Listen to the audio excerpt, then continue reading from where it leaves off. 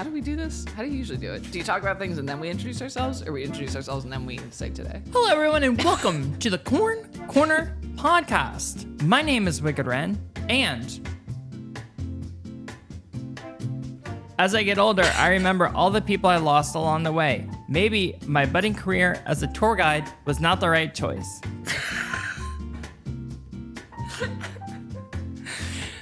All right. I can look at mine on my phone too. You got to introduce. I'm Cam Damage, and what do you call a religious drug addict? What? A crystal Methodist. It's so What is bad. that? A crystal Methodist. Jesus you get Christ. it? No, I understood it immediately. And today, I don't feel we're talking about scared addiction. to laugh at it. And I'm allowed to say it, and I'm insuring this one, and Ren isn't because I am an addict. All right, everyone.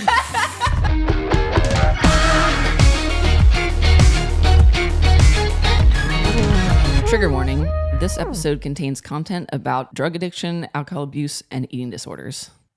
You're like, tiptoe into this. I don't. So growing up, Yeah. you fell into a dark hole. Yeah. I think, okay, so I'll say the reason we're doing this one is because I'm quitting smoking. I'm trying to quit smoking. I don't like framing it as trying. I'm just saying I'm quitting smoking. Yeah. It's got a hold on you. Yeah. It's fun to do. Not really. Okay. Because to me, from the outside in, I look at that and I say to myself, what a neat activity. You know, you have the pack, pap, pap, pap, pap, pap. I don't do that. Flip over the cig for your friend or whatever it is. Flip over the cig for your friend. It's an appealing activity in a lot of ways. Yeah. Because of it's kind of cool. Yeah, it is. It has been marketed to us as being a cool thing to do. Yeah. Yeah. But it's not. No. I mean, it sucks. It's also like one of the hardest addictions to kick in like life. Like, Why? I don't know like the scientific chemical things, but it is like well known that quitting nicotine is one of the hardest things. And maybe it's because of how, besides the chemical effect it has on your brain, how like available it is. That's what I was gonna ask. Yeah, because you can just go to the store and get a pack of cigarettes. Like, In the United States, the smoking age is lower than the drinking age. yes, it's so funny. It's so stupid. I mean, I think both should be higher, but I wonder if that's why, because it is so kind of it's ingrained in accepted. American culture. Smoking. Yeah. Like cigarettes like Philip Morris and, Yeah. Winston-Salem, all those companies, like the big, Yeah. what's the firearm tobacco? There's like that administration that I can't fucking think of right now, but it's like firearms, alcohol, tobacco, whatever stuff. But there's like too much money to be made on it to completely allow it to be like gotten rid of, Yeah. which is also evident by like how they keep trying to ban vapes and so they banned menthol cigarettes in California, which is like a bummer for me because I smoked menthols. Not a bummer. But then so they say they get rid of menthols because the flavor in them entices kids to smoke more. But then they come up with the tropical flavor and whatever other bullshit ones, which is like, It's not true. No. I don't believe that the menthol makes people smoke them more. No. Or kids specifically. Yeah. It's not about protecting kids. no. You know, they don't care about. I mean, the age to buy them is 18. Yeah. You're still a kid. It's also not a public health thing. Like there's no consideration for public health or there would not be cigarettes. The vape thing to me is scary, and I don't understand the vape thing at all. I think it's really dumb, to be honest. But I get why you like the vape thing, because you use it as a way to not smoke cigarettes. Yeah. I get it, and like I support it. I'm cool with it.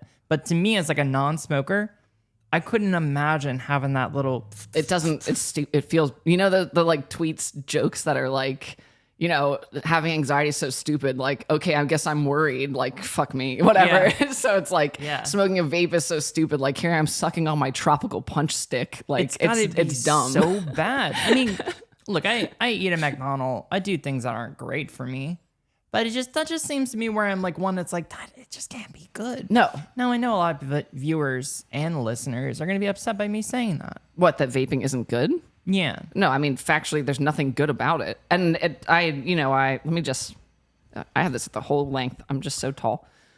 You really sprung up like a little green bean. Yeah. I'm trying to sit tall today. Okay. Anyway, well, I try to reason that vaping is not as bad as cigarettes because, like, technically it is because we don't have enough scientific evidence to go against the contrary, or to say contrary, rather. Because cigarettes, we know all the chemicals and terrible things that are in it, and just combusting plant matter and inhaling it is inherently bad for you, no matter what. Like, people who are like, smoking weed isn't as bad. It's not, but it's still bad. You're still smoking something and coating your lungs in tar. Anyway, but there's not enough info on vaping for us to know you're smoking burning plastic. Like, there's... I think that it is better for you just because when you go out there and smoke your cig, you'll do a couple. Yeah. And it's like one isn't enough, right? No, I would never, just smoke until one. very recently, just smoke one cigarette in a sitting. Yeah. Yeah. But with this thing, it's like 15 puff equals one cigarette. And like, I'll do one every few hours, maybe. Yeah. Like so one puff or whatever. You're taking in less in your body. Yes. So in that way, it's definitely better. Do you find that it's hard for you to stop smoking because people around you smoke? I think yes. And also because of things like vaping and stuff, where there's always like an option of something, but definitely like Brad still smokes. So it's like easy. Like if I cave, there's cigarettes waiting out back. So it's like, do you smoke the same cigarettes? We didn't used to, but since menthols aren't here now, I just smoke what he smokes. What is it like smoking a Marlboro Red? To me, they're all the same. They're not. How is that different than the Camel Crushes? Because, Camel Crush is menthol. So, like, menthol already... I also smoke lights, usually. So, lights are, like, the filter is different. The hit is different. So, like, and the hit being different between cigarette companies is a whole thing. Because, like, Camels burn faster. American Spirits, you have to, like it's like sucking on your finger. It's so... Really? Yeah, it's, like, so hard to draw from... And they burn slow. So, like, one goddamn American Spirit is like a 15 to 20 minute endeavor. That's why Brad sits outside for like 2 hours when he smokes American Spirit. Yeah. He's out there for so long. Like, I could go smoke 3 cigarettes in the time he smokes 1 if I was smoking Camels. Is the amount of tobacco that you get out of it the same or more? The nicotine content in American Spirits is higher. See, we're making this whole thing sound too cool. That's the problem. I am selling it to you. Yeah. I'm like, oh, I want to find my perfect cigarette. But that's also like, and that goes into it though. Cause it's the same as like weed and weed culture now, because there's all these different fun strains and and things to like, oh, I'm going to go talk to my bud tender and like explore and shit. And it makes it like a fun consumer experience instead of being like, I haven't smoked weed since like 2017. When I was smoking weed, I was still going to meet some guy in a parking lot to buy like some shitty shit in a like plastic bag, sometimes in like the plastic thing that comes like with cigarettes, and they just burn the top close if it was your friend, because they're like, yeah, I have some shake for you, whatever. It was not fun. It was really expensive and it was bad weed. And now it's like... Yeah. I think they call that like ditch flower or something. Ditch flower, that's it, yeah. Right? Ditch weed. What do you think? And we'll move on from kind of making it seem cool in a minute, but if I were to smoke cigarettes, what brand would I smoke? I feel like you would smoke like Virginia Slims or like P-Funks. What's a P-Funk? Parliaments. Oh, I almost bought those for a shoot because I thought they looked a little neat. Yeah, that's what I was going to say, because you think the box looks cool. The box, but I never heard of it. Yeah. So I didn't know what it represented, but I knew what Marlboro Red represent. America. Yeah. Yeah. And I was like, oh, that's fun. Yeah. But it's America in not a real way. It's an idealized way, which is... But that is America, though. I know. We're going to go down that path then. I don't think so, because we're talking about addiction. Well, that's also America. Well, I can't wait to hear about it. So the Slim... Virginia Slim? Yeah. 100 or something? Yeah. I don't 100s. understand. Are they slim just for the look?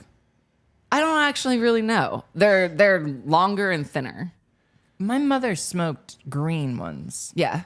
What did she smoke? Virginia Slims. No. Green, like the The box was green. It was in a Newports? no. Okay. Isn't there a stigma with Newport? Isn't like a Newport smoker kind of like a person? I mean, it's like the Baltimore cigarette. Okay. It's racialized. I'll be. She bought. Is it? I didn't know. Oh yeah, that's a whole other crazy government thing with cigarette regulation stuff is like them banning menthols specifically in like Oakland, like in San Francisco area or whatever. Like so black people smoke less. Wow. Which is like already racially stereotyping that like black people smoke menthols and like so we're gonna bend the like it's all That's it's wild. crazy. Yeah. When I heard Newport, I thought about like South Beach, like Sure. Florida. Yeah. I think know? of Virginia Slims then. Like Virginia Slim is like mom of the trailer park kind of thing. That's what I thought a Newport was, but I don't know. I don't really It works smoke. both ways. Yeah. But it was like she would buy them in the cartons, and it was a green package. The whole thing was green? No, like the writing was green. I think in my head. I swear it's Virginia Slims then, but I don't know. Maybe Cools? I don't know. Kool. I don't know. Does Marlboro have a green? I don't know. Not anymore. I don't really know. Yeah. But my dad stopped smoking Yeah. when I was a kid, and I always remember being like, cool, because my mom smoked like profusely. Yeah. My dad smoked while she was smoking profusely. Yeah. I remember thinking to myself, that's cool. That he quit. Yeah. Yeah. And was able to. That's she hard. was doing it. Yeah. Especially back then when things were like even less regulated than they are now. That's I remember when I was a kid, my mom smoked, and I would like write mean faces on her cigarettes with markers because I like wanted her to quit. And then I started smoking when I was like young, not like habitually, but I dabbled young. Do you remember smoking sections? Like of restaurants? That's wild to me. The fact that I haven't been on one in a while, but airplanes that had ashtrays in the armrest still existed until like a few years ago. Like those airplanes were still in the rotation. And the fact that there's like no smoking lights on an airplane, because now it's like a kid who's under 20 maybe is gonna get on and be like, no shit, Sherlock. Yeah. But like when we were born, people smoked on airplanes. Yeah. Like Pretty crazy. or like there's so many in the doctor's office, like I know. things like that. It's pretty insane to think about. Yeah. Okay, so let's talk about addiction. Yeah. What was the first thing you got addicted to? I guess. I think that's such a greater question. Like that's such a broad question because my thing with addiction is that when you talk about it to most people, they view it as a drug and alcohol thing, which it classically obviously is. But there's addiction is just like a human impulse. Like you can be addicted to playing video games. You can be addicted to eating peachy rings. Like there's so many things that you can be addicted to. And it's acknowledging the like, what's the word I'm looking for? The like, I need a release. I need a distraction. I need something else. And then behavior. Like I need to do this and then whatever. You know what I mean? Yes. Yeah. I think that drugs and alcohol are different because playing video games gives you a release, Yeah. but it's not a But it can also be debilitating to your life. totally. Not the same way drugs and alcohol are. No, very different. But you know what I mean? It's like Yeah. someone who you play video games so much that you're not hanging out with your friends. You're starting to become a total homebody who you're fucking up at work because you got distracted playing video games or you stayed up too late and then you're late for like it's all those things. I guess it all goes down to one core issue, like avoidance or Yes, something. yeah. Do you think that there's Coping. truth in addicted personalities? I do think some people are like predisposed to being addicted or to having substance abuse issues and stuff like that. And that it all ties into a greater mental health scope of like anxiety, depression, whatever. And I think people are also predisposed to those. Like there's some people who just are like fucking chill. And I'm like, what's it like? But people who have no problem with like you never tried stuff really. You came around at the back entrance and were like, nah, not really. Yeah. Like you weren't interested in stuff when you were younger, and then you came and engaged with it and you were like, it's whatever. Yeah. So I would argue that like you don't have that worm in your brain or whatever that would drive you to like, because if you did, you would have had your first little mimosa and been like, this is the shit. Yeah. Like, I can't wait to do this again. Let's do this all day, or like whatever, and gone from there. Or you would have tried more things and gone on to try smoking weed and then, you know, doing shrooms or like whatever. Yeah. When growing up, my dad always told me that he didn't say I was predisposed to an addictive personality, but he was kind of telling me that. Yeah. He was kind of like, it runs in the family. Yeah. You need to be careful. Which I do think there's truth to. So I think for me, I was always kind of afraid. Yeah. Knowing that, and stayed away, I suppose. But I also was a rule follower. Yeah. And I knew it was against the rules. So I didn't want to do it. I don't really know. I don't know.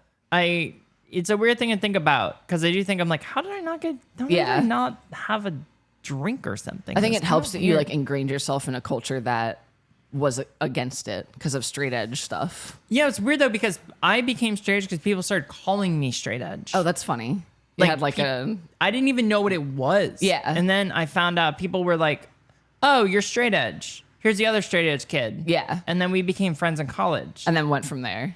And then I found other people are straight edge. And then I was like, oh, this is cool. Yeah. And then I, got the tattoo and stuff.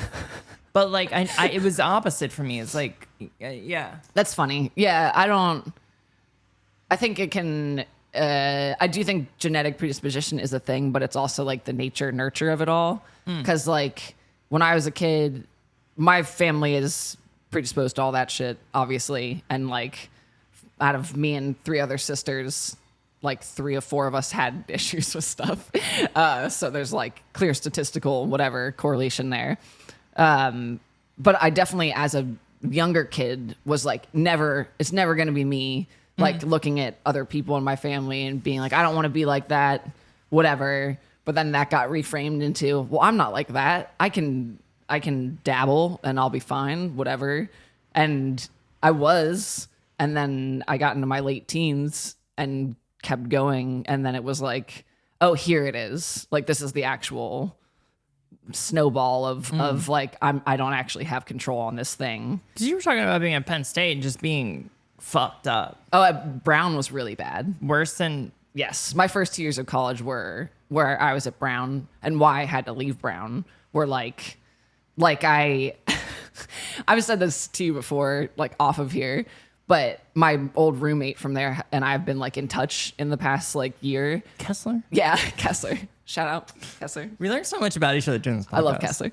But she has recounted memories to me of like, hey, you remember this? Da, da, da. And I have absolutely, I'm not embellishing, I have zero recollection of the things she has said to me. Yeah. And they're things that I did, like, and I truly don't. Like, one time was that I ate like all her Cadbury eggs that her mom sent her for Easter. I remember you saying that. Yeah, and I don't remember that at all. Or like people in my room, hookups, like things that I 0% remember now. Cadbury eggs aren't even good. Not now, but I was a little messy then. And it was a time of like I was out of the house for the first time for real. I was like 16, 17 and had been like lorded over in a weird way by protective parents or whatever, but also like not. It was a very weird thing. Yeah, your childhood sounds strange. Yeah. And then got to college and it was like the training wheels are off. I'm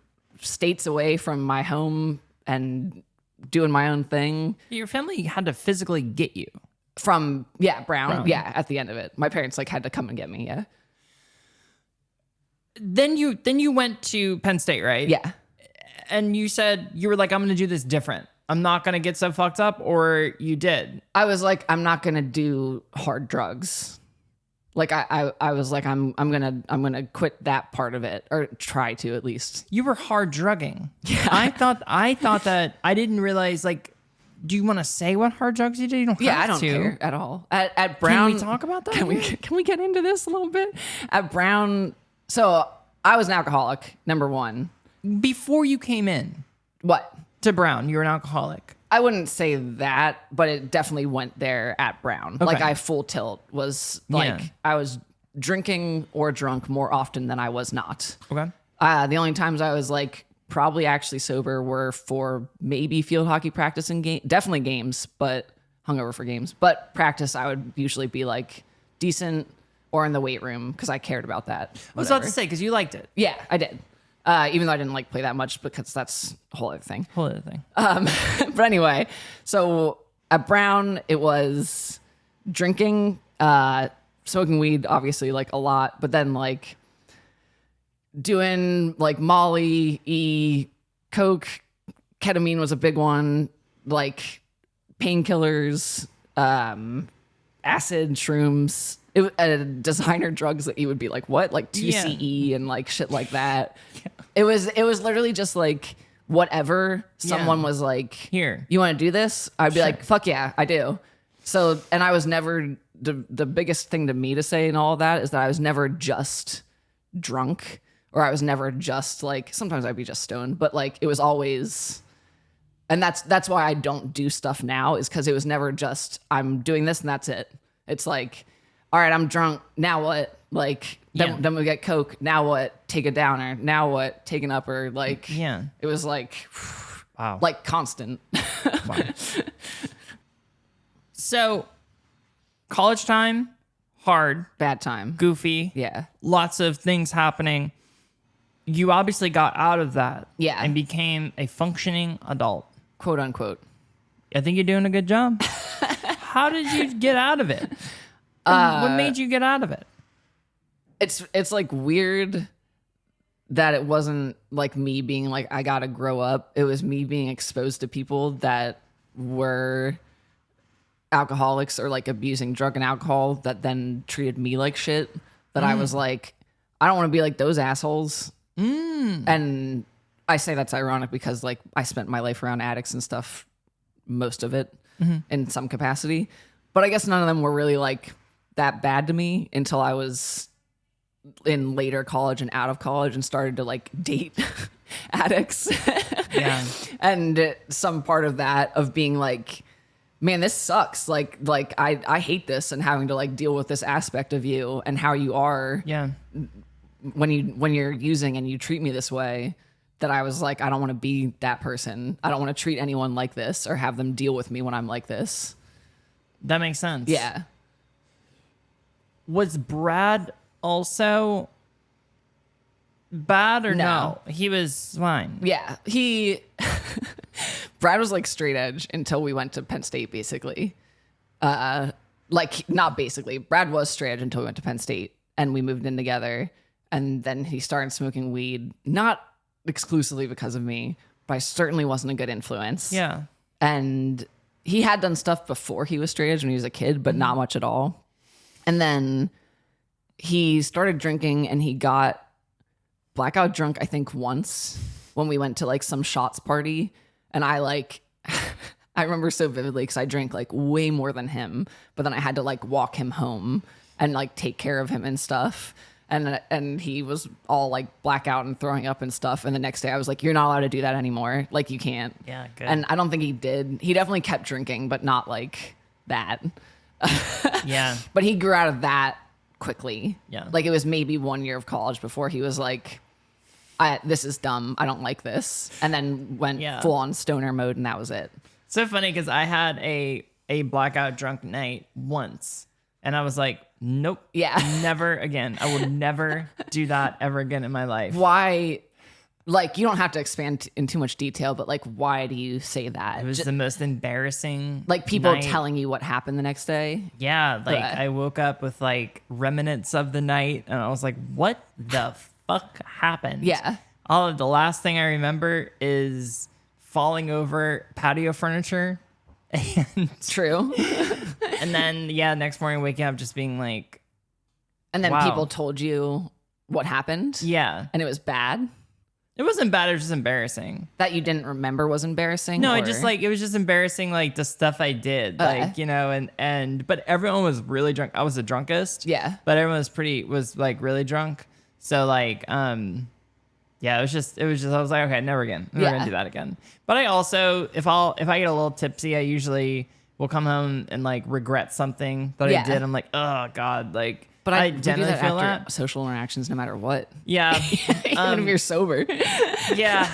But this one I was like, okay, I'm never gonna. Yeah. And then also I felt like awful. I've Yeah. never thrown up from drinking ever. Wow. Because I hate throwing up, so I've never done it. Yeah. But so now you are in a place where I would say you're not abusing. I mean, you don't do drugs. You don't smoke weed at all. Now in my You don't- life. Yeah, you don't do Yes. any of that. Yeah. Do you like struggle with wanting to do it again or? Yeah, like weed sometimes, but and also a point I want to make on here is that people say you can't be addicted to weed, but that's bullshit. Oh my God, yes, you can. Yeah, you can. It's absolutely like an addictive substance. And when I was at my height of it, I was smoking like an ounce a week, and you don't know what that means. It's a lot. And I was a lot, everyone. I was poor as shit at that point in my life, and I was spending as much on that as I was on my rent, like, which is not a good ratio to be doing. And the only reason I quit that was because I had a really bad experience with an edible that I'm like super grateful for now, where they were like homemade edibles, so we didn't know what the dosing was, and I wasn't experienced with edibles, but so I took one and was like, for 3 days I had to like get in cold showers and convince myself to not go to the hospital because they wouldn't do anything. They'd just be like, yeah, you're really high. And like, It's so cool you said 3 days because the first time I smoked, it lasts 2 days for me. Yeah. I was fucked up for 2 days. The first day I was out of my mind, but the second day I was like normal high. Yeah. And I was like, oh, this is where I should have been yesterday. And I was like that the whole day. Yeah. And I remember that whole day just being like, I wish I wasn't high anymore. it's bad. When Yeah. it goes bad, it's really bad. And I thought it was gonna be this cool, chill experience. Yeah. No. Nope. And it's like, that's the whole thing also, is that people smoke weed. Like every time I talk about insomnia or anxiety or whatever, people are like, you should try smoking weed. I'm like, how do you think we got here, bestie? Like, like it makes your, and it will always get to a point where it makes your anxiety and shit so much worse. Just not only because you're using a crutch to avoid the source of your anxiety and depression, but just because chemically it will. Like, that's just what happens. So I was a little panic anxiety monster Yeah. back then, smoking weed constantly. And if I ran out, I was like, what people think of like heroin addicts, like I was acting like that. was you. Yeah, which is sounds silly, but I was literally like, I would be raging upset. I would cry. I would be like, well, what are we gonna like? It sounds so silly, but that's like how it was. Yeah. Because I was so like, this is the thing. This is my thing now. This is like what I need. Whatever. Anyway, the point is now I don't really care. Sometimes I'm like, wouldn't it be nice to be able to smoke weed if it like helped me sleep, you know? But I don't care enough to try really. Yeah. Because I think of that last time that I had the edible and I'm like, I can't. That was the last time. Yeah. I'm like, I can't do that again. Like, I don't want to do that ever. What a great last time though. Yeah. I think I tried to smoke in those 3 days of hell and it just kept making the whole thing just kept starting again. You know what I mean? Because I was like, this will help. And then it like, No, yeah, bad. yeah. Did you were a bong smoker? Very rarely. I smoke spliffs. That's with the nicotine in it? Yeah. Bad. Yeah. It was, yeah. was Which real only bad. perpetuates the nicotine Yeah. addiction. So now smoking and then vaping when you need to. You haven't done it in a while, but A while. It's been like a few days. listen, that's pretty great. So you're doing that to kind of try to get out of all that It's, stuff. yeah. Like, I think the reason that like cigarettes and stuff are so acceptable in like addict culture is because it's, at least it's not those things. Yeah. And it's still an addiction and it's still like a chemical affecting your brain, but at least I'm not blackout drunk Yeah. or like whatever, and whatever comes after that, or using some other crazy, dangerous, hazardous thing. So it's like the lowest of the problems. Yeah. But it still is a problem. Have you ever gone to AA? I've been to NA and AA meetings, yeah. What is NA? Narcotics Anonymous. Did you like it? No. But I don't like the like, there are non-denominational ones, like not like Jesus and like, you know, the Serenity Prayer and shit like that. Don't they go to AA and Fight Club? Yeah. Is it like that? Is it AA? I haven't seen it or read it in a very long time. You They're should in see some group. No, that's like a men's meeting. What do they do there? Not like the Fight Club is a men's meeting. No, that's like a men's help group meeting thing. I don't think it's AA. I guess my question is, when you go to AA, they have the pot of coffee, that kind of thing, Sure, and like yeah. a gym. Yeah, yeah. It is often portrayed. It's in my experience, it was more often in church, like in a church, in a like side classroom or a basement or something. But it is portrayed as in a gym, at like a middle school or some shit. I love it. All the time. Yeah. I would love to just get in there and just see that area. To me, What do you mean? Like the room that it's set up in? yeah. I wish that they were as aesthetic as in movies where they bring out the wood folding chair and everyone's setting them up. It's not That little shitty little Mr. Coffee. You know what it's with closer the to? cups. What? the DMV waiting room I don't want to go area. there. That's how they have the plastic chairs just all like in lines. It's more like that. Oh, I don't want that. It's I want the bad. circle. No, it's not usually a circle anymore. It depends how want that. small it is, I but want that bad. it's too hard to look at other people like that. And then the two people walk up to the kind of coffee table and have a little, How you doing? yeah. You know, every day by day. One foot in front of the other. Yeah, you Yeah. know, take it step by step. That's Yeah. just me. How are you? It's day by day, hour by hour, minute by minute. Yeah. Look, I get it. Hey, brother. Look, I get it, brother. You know what I mean? I want Donuts are pretty that. stale, am I right? It's, With the donuts. sometimes. Not really. I don't. You never saw a donut in one of those meetings? I don't think I probably had the guts to go near the snack table. This might not be ethical. I don't know. But if we could get you, and I don't want to use the word Get you on the addicted. inside. If we could get you re-upped Yeah. and you could get in there, You know how funny it would be to go to an NA meeting and say I'm addicted to cigarettes. they're You're allowed to be there, but also if I was the person sitting back here and someone was up there saying that, I'd be like, yeah. "Are you fucking for real right now?" Wow. So addiction isn't only with drug, Yeah, alcohol. Addiction's other things. it doesn't have to be substances like that. I feel What are some other things that you're maybe utilizing in a way that you as an unhealthy coping mechanism. Yeah. Well, What do this goes on another subject, but I've talked about it before on social media, so I'm just not like whatever privileged information. But I think eating disorder stuff also falls under the umbrella of addiction, and a lot of people don't look at it that way. But I think it helps to understand people who struggle with eating disorders to look at it as an addictive behavior, because it just like is, but you're doing things to seek or lose control. It's like you're engaging with behaviors in order to be more in control of something. You know what I mean? And also you get chemical releases by engaging in eating disorder behaviors. It's the same as like playing a video game where you get hyped up. Like you're still releasing chemicals in your brain in some fashion.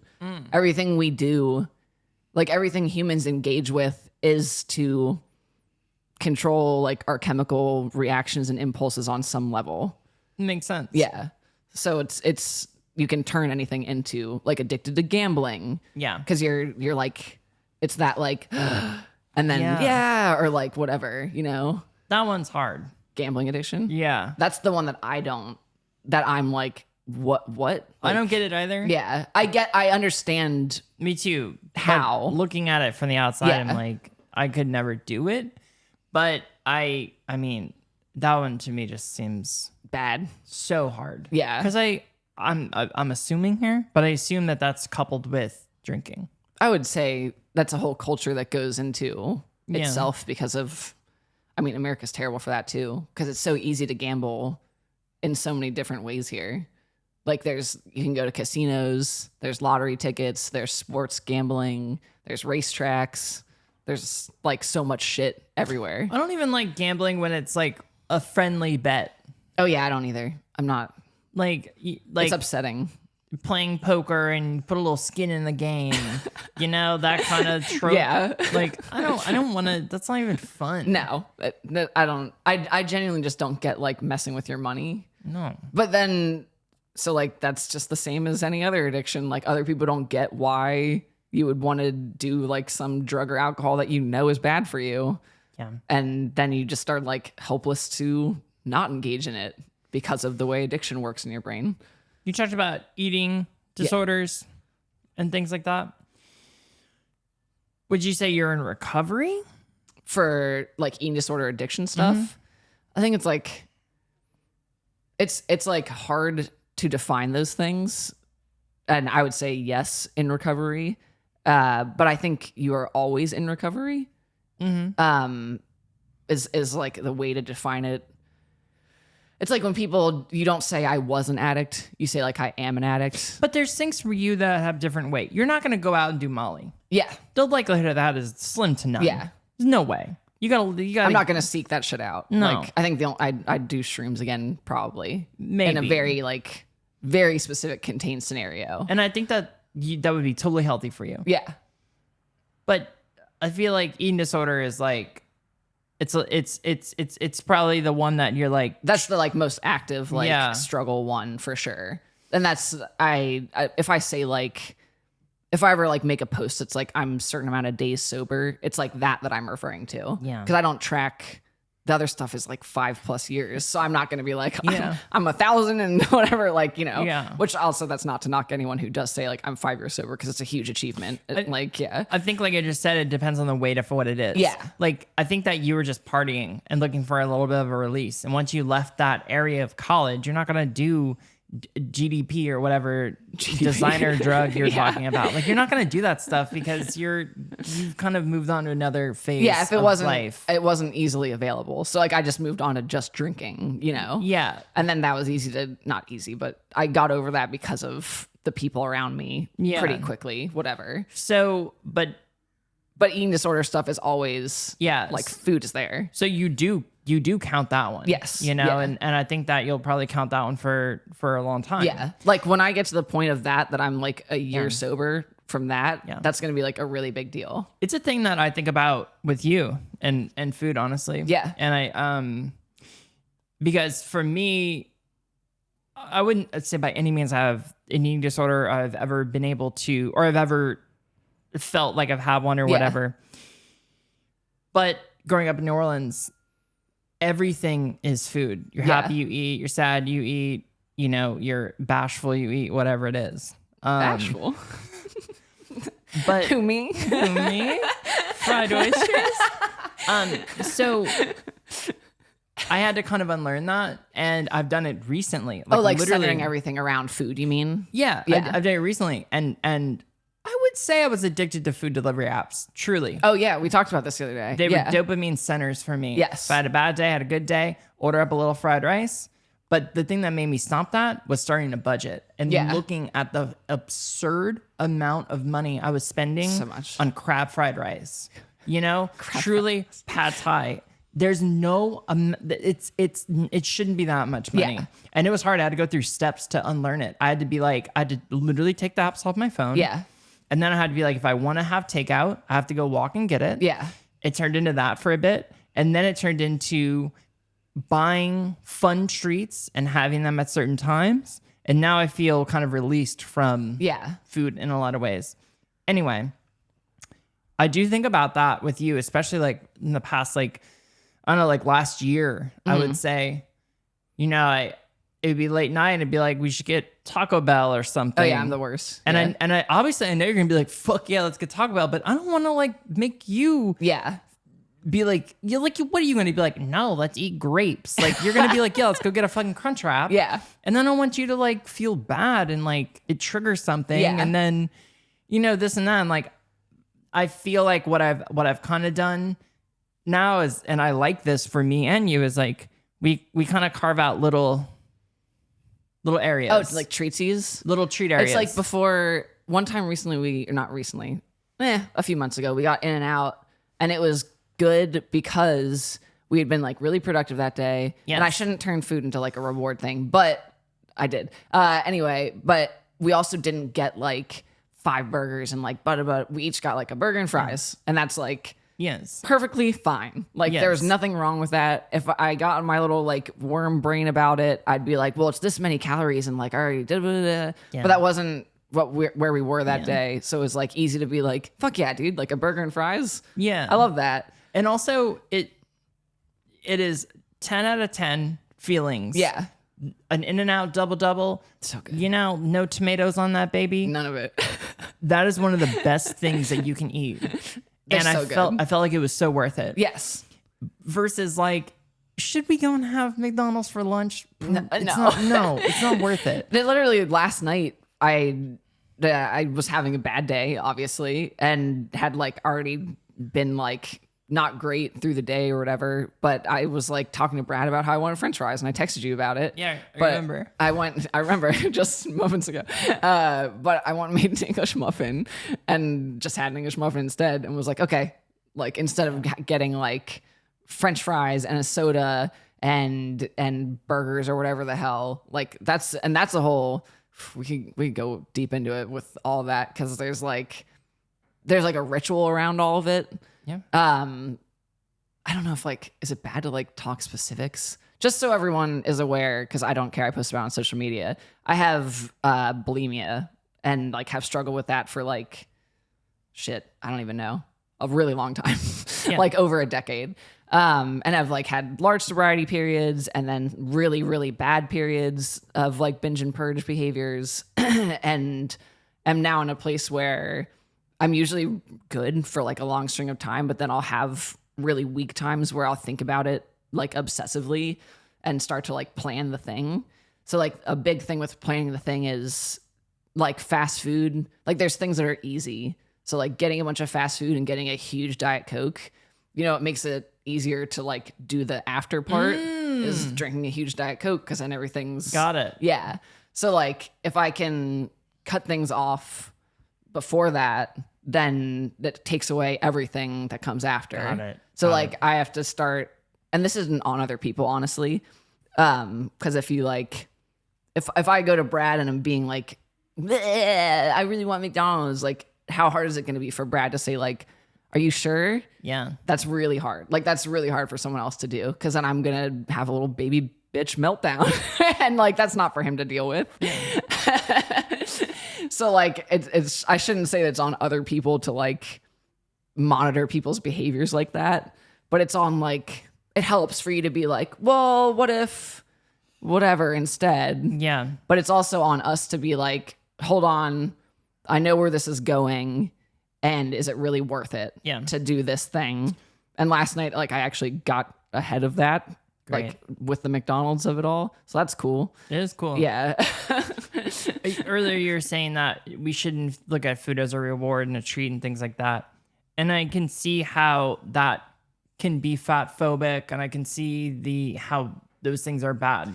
I meant, and also then for that specifically, I mean, for me kind of, I think there's healthy ways to do that. But Well, I was going to say for me, I do look at food as rewards Yeah. and treat things and more high value items and times I want to have something and stuff. Like one of I like on Friday night, I want to have a frozen pizza. yeah. I think on Friday night it's cool. It reminds me of being a kid. Yeah. And so on a Wednesday, if I want a fucking frozen pizza, I'm going to be like, you know what? I get it in 2 days. Yeah. And I can have something else. And that's okay. And like, I like those constraints, and they actually help me. Yeah. I do think it's bad when you're looking at like, if you're out on a road trip and you have to eat McDonald's or some shit and you beat yourself up, then it's bad. Yeah. Duh. Also, I think you doing those things aren't coming from a place of any concern about weight No. gain or anything Zero. like that. It's I know- not about that. No. Yeah. Yeah, that's the whole thing. It's just your fun little routine stuff. But I will say, there's a whole nother episode probably to do on this. But Yeah. for this episode, we need to end it. And speaking of ending it, end your day at patreon.com/thecorncorner. It's a pay what you want model. You don't get anything extra for paying extra money. Just It's leave it at, you don't get anything. $5, $10, $15. Everyone gets the same thing. But you get the satisfaction of supporting us monetarily. And that's some of the best stuff you can get. Yeah. All right, do the Okay. So at the end of the day, when you're on our Patreon, it doesn't matter if you're shucked. You add a little bit to it. Or if you're cream. Doesn't matter what kind of corn you are. It doesn't matter as long as you're A kind corn. corn. There you go. I like when you say it.